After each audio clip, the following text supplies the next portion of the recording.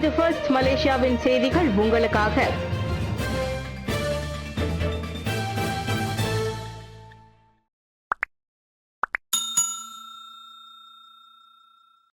புடி 95 திட்டம் 1 நிமிடத்தில் 30,000 பரிவர்த்தனைகள். பிரதமர் அன்வார். அரசாங்கத்தின் புடி 95 திட்டத்தின் கீழ் மானியம் அளிக்கப்பட்ட ரோன் 95 எரிபொருள் தொடர்பான பரிவர்த்தனைகள் 1 நிமிடத்தில் 30,000க்கும் மேல் மேற்கொள்ளப்பட முடியும் என்று பிரதமர் டாக்டர் ஸ்ரீ அன்வார் இப்ராஹிம் தெரிவித்துள்ளார். சாரா திட்டத்தில் 1 நிமிடத்தில் 3,000 பரிவர்த்தனைகள் மட்டுமே செய்ய முடிந்தது. ஆனால் புடி 95 திட்டம் 1 நிமிடத்தில் 30,000க்கும் அதிகமான பரிவர்த்தனைகளை மேற்கொள்ள கூடிய திறன் பெற்றுள்ளது என்று குறிப்பிட்டார். அரசின் நிதி மேலாண்மை மேம்பாடுகள், கசிவுகளை கட்டுப்படுத்துதல் மற்றும் நிறுவனங்களில் ஆட்சித்திறன் வலுப்படுத்துதல் காரணமாகவே இந்த திட்டத்தை நடைமுறைப்படுத்த முடிந்தது. அதே சமயம் சில அமைச்சுகளில் ஊழல், கசிவு பிரச்சினைகள் இருப்பதை அவர் ஒப்புக்கொண்டாலும் அவற்றில் ஈடுபட்டவர்கள் முழு அரசு பணியாளர்களையும் பிரதிநிதிப்படுத்துவதில்லை என்று அவர் தெளிவுபடுத்தினார். ஸ்லாங்கூர் அரசின் திருமண வைபவம், கிளானில் தற்காலிக சாலை மூடல். ஸ்லாங்கூர் இளவரசர் தெங்கு அமீர் ஷா இஃப்னி சுல்தான் ஷரஃபுடின் இட்ரிஸ் ஷா அல்ஹாஜ் அவர்களின் ராஜ திருமண விழாவை முன்னிட்டு கிளானை சுற்றியுள்ள பல முக்கிய சாலைகள் செப்டம்பர் 27 முதல் 29ஆம் தேதி வரையிலும், அக்டோபர் 1 முதல் 2ஆம் தேதிகளில் தற்காலிகமாக மூடப்பட உள்ளதாக தென்கிளான் போலீசார் தெரிவித்துள்ளனர். இந்த சாலை மூடல்கள் காலை 8 மணி முதல் விழா நிறைவடையும் வரை அமல்படுத்தப்படும் எனவும் தெரிவிக்கப்பட்டது. இஸ்தானா அல் அம்ஷா கிளான் பகுதியில் நடைபெறும் விழாவின் பாதுகாப்பு மற்றும் போக்குவரத்து ஒழுங்கை உறுதிப்படுத்துவதற்காக இந்த நடவடிக்கை அவசியமாக இருப்பதாகவும், குறிப்பிட்ட சில சாலைகள் முழுமையாக மூடப்பட்டு சில சாலைகள் கட்டம் கட்டமாக மூடப்பட உள்ளது. பொதுமக்கள் தங்கள் பயண திட்டங்களை முன்கூட்டியே வகுத்து மாற்று வழிகளை பயன்படுத்தி தேவையற்ற நெரிசலை தவிர்க்கும்படி அறிவுறுத்தப்பட்டுள்ளனர். அதே சமயம் சாலைகளை பயன்படுத்துவோர் பணியில் உள்ள போலீஸ் அதிகாரிகளின் அறிவுறுத்தல்களை பின்பற்றுமாறும் கேட்டுக் கொள்ளப்பட்டுள்ளது. புற்றுநோய்க்கான சிறப்பு காப்பீட்டு திட்டங்கள் தேவை. டாக்டர் சிவகுமார் வலியுறுத்து. புற்றுநோய்க்கான கீமோதெரபி சிகிச்சை செலவை உள்ளடக்கும் குறைந்த கட்டணத்திலான மருத்துவ காப்பீட்டு திட்டம் உருவாக்கப்பட வேண்டும். டிஎஸ்கே எனப்படும் டினாமிக் சினார் காஷி மலேசியா சமூக நல சங்கத்தின் தலைவர் டாக்டர் என் சிவகுமார் அவ்வாறு பரிந்துரைத்துள்ளார். குறிப்பாக B40 மற்றும் M40 தரப்பினர் சிகிச்சை செலவில் சிக்கி தவிக்கும் நிலையில் இந்த முயற்சி பெல்லிங்டுங்கான் தெராங் திட்டத்தில் சேர்க்கப்பட வேண்டும் என சிவகுமார் கேட்டுக்கொண்டார். தற்போது புற்றுநோய் கிரிட்டிக்கல் இல்னஸ் என வகைப்படுத்தப்பட்டு ஒரே தடவையில் காப்பீட்டு பணம் வழங்கப்பட்டாலும் நீண்ட கால சிகிச்சை செலவுக்கு அது போதவில்லை என்பதை அவர் சுட்டிக்காட்டினார். மலேசியர்களில் 10 பேரில் ஒருவர் தனது வாழ்நாளில் புற்றுநோய்க்கு ஆளாகும் அபாயத்தில் உள்ளதாக ஆய்வுகள் தெரிவிக்கின்றன. புற்றுநோயை ஆரம்ப நிலையில் கண்டறியும் நேஷனல் கேன்சர் ஸ்கிரீனிங் புரோகிராம் என்ற போன்ற திட்டங்கள் உதவினாலும் 3 முதல் 4ஆம் நிலை நோயாளிகள் இன்னும் பொருளாதார சவால்களை எதிர்கொள்கின்றனர் என்றார் அவர். எனவே மக்கள் நலனை கருத்தில் கொண்டு புற்றுநோய் சிகிச்சைக்கான தனி காப்பீடு திட்டமும் அறிமுகப்படுத்தப்பட வேண்டும் என மக்கள் பிரதிநிதிகள் நாடாளுமன்றத்தில் குரல் எழுப்ப வேண்டும் என சிவகுமார் வலியுறுத்தினார். வாழ்க்கை போராட்டம் ஷாமினேஸ்வரியின் கல்வி பயணத்தை தடுக்கவில்லை. உதவிக்கரம் நீட்டிய யூனிமேப். கெடா குபாங் பாலிங்கை சேர்ந்த ஒரு மகள் தன் குடும்பத்திற்காக உறுதியுடன் கல்வி பயணத்தை விடாமல் பின்தொடருகிறார். 4 பிள்ளைகளில் மூத்தவரான ஸ்ரீ ஷாமினேஸ்வரி குமாரன் யூனிமேப் எனப்படும் மலேசிய பெர்லெஸ் பல்கலைக்கழகத்தில் அனைத்துலக வாணிக துறைகள் கல்வி தொடங்க உள்ளார். 8 ஆண்டுகளாக பக்கவாதத்தால் பாதிக்கப்பட்ட தந்தை, பகுதி நேரமாக பேரங்காடியில் வேலை செய்யும் தாய், டியூமர் கட்டியால் அவதிப்படும் தம்பிக்கு சிகிச்சை அளிக்க வேண்டிய நிலை என இத்தனை சவால்களுக்கிடையே வளர்ந்தவர் தான் ஷாமினேஸ்வரி. என்றாலும் அச்சவால்கள் அவரது உற்சாகத்தை தடுக்கவில்லை. UPU வழியாக யூனிமேப்பில் மேற்கல்வி பயில வாய்ப்பு கிடைத்துள்ளது தமக்கும் குடும்பத்துக்கும் பெரிய பாக்கியம் என அவர் நெகிழ்ந்தார். இந்நிலையில் ஜியாரா காஷி பகால் வெலஜார் பஹாரு திட்டத்தின் மூலம் யூனிமேப் பல்கலைக்கழகம் அக்குடும்பத்துக்கு உதவி செய்து வருகிறது. அவ்வகையில் யாயாசான் பெர்காசா சிஸ்வா அறக்கட்டளை மற்றும் உயர்கல்வி அமைச்சின் ஒத்துழைப்புடன் யூனிமேப் பல்கலைக்கழக மாணவர் விவகாரத்துறையின் துணை இயக்குனர் டாக்டர் வான் சைஃபுரா வான் ஒஸ்மான் தலைமையில் அதிகாரிகள் குழுவினர் அண்மையில் ஷாமினேஸ்வரியை நேரில் கண்டு சந்தித்தனர். ஹியூமன் வேர்ல்ட் ஃபார் அனிமல்ஸுடன் ஒத்துழைக்கும் முதலாவது கல்வி நிறுவனம் சன்ஷைன் கல்விக்குழு கூண்டுகளில் அடைக்கப்படாத கோழிகளின் முட்டை உற்பத்தியை ஊக்குவித்து அதன் மூலம் பிராணிகள் மற்றும் விலங்குகளுக்கு எதிரான கொடுமைகளை தவிர்க்கும் நோக்கில் ஹியூமன் வேர்ல்டு ஃபார் அனிமல்ஸ் மற்றும் Malaysia cage free egg producers organisation அமைப்புகளுடன் சன்ஷைன் கல்விக்குழு புரிந்துணர்வு ஒப்பந்தம் செய்து கொண்டுள்ளது. இதன்படி சன்ஷைன் கல்விக்குழு மலேசிய கல்வித்துறையில் முதன்முறையாக உலகளாவிய கேஜ் ஃப்ரீ இயக்கத்தில் இணைந்து வரலாற்று சாதனை படைத்துள்ளது. அமெரிக்காவை தளமாக கொண்ட ஹியூமன் வேர்ல்ட் ஃபார் அனிமல்ஸ் தற்போது உலகின் 52 நாடுகளுக்கு மேல் செயல்பட்டு வருகிறது.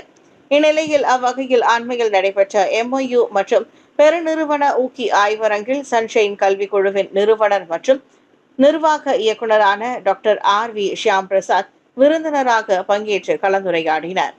இந்த ஒத்துழைப்பானது வெறும் நிலைத்தன்மை குறித்து மட்டுமல்ல, மாறாக எதிர்காலத்தை உருவாக்குவது பற்றியதும் ஆகும் என தமது உரையில் டாக்டர் ஷியாம் கூறினார். 10ஆம் ஆண்டு நிறைவு விழாவை ஒட்டி நாடு தழுவிய மறு வெளியீடு.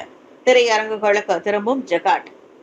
மலேசிய தமிழ் திரைப்பட வரலாற்றில் மிக முக்கிய இடம்பெற்ற ஜகாட் மீண்டும் திரையரங்குகளுக்கு திரும்புகிறது. இயக்குனர் சஞ்சய் குமார் பெருமாள் இயக்கிய இந்த திரைப்படம் 2015 வெளியானது. அதன் 10ஆம் ஆண்டு நிறைவு விழாவை முன்னிட்டு நாடு முழுவதும் அப்படம் மறு வெளியீடு காண்கிறது. நேற்று செப்டம்பர் 25ஆம் தேதி LFS PJ ஸ்டேட் திரையரங்கில் சிறப்பு காட்சியுடன் தொடங்கிய இந்த மறு வெளியீடு அக்டோபர் 3 முதல் அனைத்து மாநிலங்களிலும் திரையிடப்படும். இதனிடையே சிறப்பம்சமாக முதல் முறையாக சபா சரவாக் மாநிலங்களிலும் ஜகாட் திரையிடப்படவிருக்கிறது. இந்த மறு வெளியீட்டில் மொத்தம் 25 திரையரங்குகள் சம்பந்தப்பட்டுள்ள நிலையில் 2015 18 திரையரங்குகளுடன் ஒப்பிடுகையில் இது பெரும் முன்னேற்றமாகும். புறக்கணிக்கப்பட்ட சமூகங்களை நேர்மையாக சித்தரித்ததற்காக விமர்சகர்களால் இப்பொழுது வரை புகழப்பட்டு வருகிறது இந்த ஜகாட் திரைப்படம். பிரதமர் அன்வாருக்கு வெளிநாடுகளில் 20 வங்கிகளில் கணக்கா? MACC மறுப்பு. பிரதமர் ஸ்ரீ அன்வார் இப்ராஹிம் இஸ்ரேல் உட்பட 20 வெளிநாடுகளில் வங்கிகளில் கணக்குகளை வைத்திருந்ததாக 1999ஆம் ஆண்டு முதலில் எழுப்பப்பட்ட குற்றச்சாட்டுகளை மலேசிய ஊழல் தடுப்பு ஆணையம் மீண்டும் நிராகரித்துள்ளது. இந்த குற்றச்சாட்டுகள் டிக்டாக்கில் வைரலானதாகவும் ஊழல் தடுப்பு நிறுவனம் MACC என்று அழைக்கப்படுவதற்கு 26 ஆண்டுகளுக்கு முன்பு BPR எனப்படும் ஊழல் தடுப்பு நிறுவனத்தால் இது குறித்து விசாரிக்கப்பட்டதாக MACC தெரிவித்துள்ளது. அந்த நேரத்தில் ஊழல் அல்லது அதிகார துஷ்பிரயோகம் போன்ற குற்ற செயல்களுடன் அவரை இணைக்கக்கூடிய எந்த ஆதாரமும் இல்லை என்று விசாரணையின் முடிவுகள் கண்டறிந்தன. விசாரணை முடிவுகளின் விளக்கம் ACAவின் முன்னாள் விசாரணை புலனாய்வு இயக்குனர் அப்துல் ரசாக் இட்ரிஸ் 2009 அளித்த சத்தியப்பிரமாண அறிக்கையில் தெரிவிக்கப்பட்டுள்ளது என்று இன்று MACC வெளியிட்ட அறிக்கையில் கூறப்பட்டுள்ளது. சட்டப்பூர்வ அடிப்படையின்றி பொதுமக்களை தவறாக வழிநடத்தும் அல்லது தனிநபர்களின் நற்பெயருக்கு சேதம் விளைவிக்கும் எந்த ஒரு ஊகத்தையும் வெளியிட வேண்டாம் என்று MACC அனைத்து தரப்பினருக்கும் நினைவூட்டியுள்ளது. வெளிநாட்டு பிரஜைகளால் நடத்தப்பட்டு வந்த லைசன்ஸ் இல்லாத 3 அழகு நிலைய மையங்களை மூடும்படி கோலாலம்பூர் மாநகர் மன்றம் உத்தரவு. ஜாலான் ஈப்போவில் உள்ள முத்தியாரா வளாகத்தை சுற்றியுள்ள 3 அழகு நிலைய மையங்களை மூடுவதற்கு DBKL எனப்படும் கோலாலம்பூர் மாநகர் மன்றம் உத்தரவிட்டுள்ளது. இந்த அழகு நிலைய மையங்கள் உரிமம் இல்லாமல் இயங்கி வந்ததோடு மேலும் அவை வெளிநாட்டினரால் நடத்தப்பட்டன. கோலாலம்பூர் கூட்டரசு பிரதேச குடிநுழைவுத்துறை, உள்நாட்டு வர்த்தகம் மற்றும் வாழ்க்கை செலவு அமைச்சு ஆகியவற்றுடன் இணைந்து கோலாலம்பூர் மாநகர் மன்றம் அண்மையில் மேற்கொண்ட ஒருங்கிணைந்த நடவடிக்கையின் மூலம் இந்த உத்தரவு பிறப்பிக்கப்பட்டது. உரிமம் பெறாத வணிக வளாகங்களையும் வளாகத்தின் உரிம நிபந்தனைகளை துஷ்பிரயோகம் செய்தவர்களையும் குறிவைத்து மேற்கொள்ளப்பட்ட இந்த நடவடிக்கையில் வெளிநாடுகளை சேர்ந்த 17 நபர்களையும் குடிநுழைவுத்துறை கைது செய்ததாக கோலாலம்பூர் மாநகர் மன்றம் முகநூலில் பதிவேற்றம் செய்த அறிக்கையில் தெரிவித்தது. இது தவிர 17 குற்றப்பதிவுகளும் வழங்கப்பட்டன. கைது செய்யப்பட்ட அனைவரும் மேல் நடவடிக்கைக்காக தடுப்பு முகாமிற்கு கொண்டு செல்லப்பட்டனர். விமானத்தில் குண்டு மிரட்டல் விடுத்த சீன பெண் சுற்றுலா பயணிக்கு 5000 ரிங்கெட் அபராதம். மலிவு கட்டண விமான நிறுவனத்தின் பயணத்தில் குண்டு இருப்பதாக பொய்யான மிரட்டல் அனுப்பிய குற்றச்சாட்டில் சீன நாட்டு பெண் ஒருவர் தனது குற்றத்தை ஒப்புக்கொண்டதால் இன்று தவாப் நீதிமன்றம் ரிங்கிட் 5000 அபராதம் விதித்தது. ஏர் ஏசியா நிறுவனத்தின் ஆஸ்க் போ என்ற சுயசேவை பயன்பாட்டின் மூலம் human service emergency bomb dangerous என்ற தகவலை அனுப்பி அந்த விமான நிறுவனத்தின் ஊழியரை அச்சுறுத்தியதாக தெரிவிக்கப்பட்டது. தான் அனுப்பிய தகவலின் தீவிரத்தை அறியாமல் இத்தகைய காரியத்தை அந்த பெண் செய்துவிட்டார் என அவரின் தரப்பு வழக்கறிஞர் குறிப்பிட்டார். ஆனால் அரசு தரப்பை பிரதிநிதித்த வழக்கறிஞர் இத்தகைய பொய்யான மிரட்டல்கள் பொதுமக்கள் பாதுகாப்புக்கு பெரும் ஆபத்து விளைவிக்க கூடியவை என்பதால் கடுமையான தண்டனை விதிக்கப்பட வேண்டும் என்று வலியுறுத்தினார். நீதிமன்றம் இரு தரப்பினரின் வாதங்களையும் கருத்தில் கொண்டு அபராதத்தை விதித்ததோடு அதை செலுத்த தவறினால் 3 மாதங்கள் சிறை தண்டனையும் அனுபவிக்க வேண்டும் என உத்தரவிட்டது. விரைவு பேருந்து கவிழ்ந்தது, ஓட்டுநர் உட்பட 15 பேர் பதற்றமான சூழ்நிலைக்கு உள்ளாகினர். கோலாலம்பூரிலிருந்து கோத்தபாருவுக்கு சென்று கொண்டிருந்த விரைவு பேருந்து ஒன்று இன்று அதிகாலை கோலக்கிராய்க்கு அருகே பத்து ஜாங்கில் கவிழ்ந்ததில் அதன் ஓட்டுநர் உட்பட 15 பேர் பதற்றமான சூழ்நிலைக்கு உள்ளாகினர்.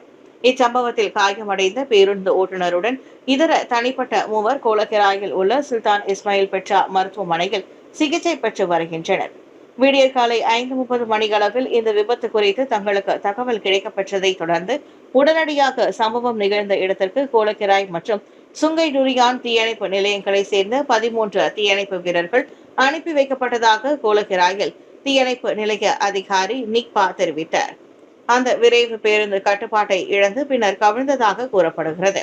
சம்பவம் நடந்தபோது அந்த பேருந்தில் ஓட்டுநர் மற்றும் உதவி ஓட்டுநர் உட்பட 15 பேர் இருந்தனர். 2 பயணிகள், ஒரு ஆண் மற்றும் ஒரு பெண் காயமடைந்தனர் என நிக்பா கூறினார்.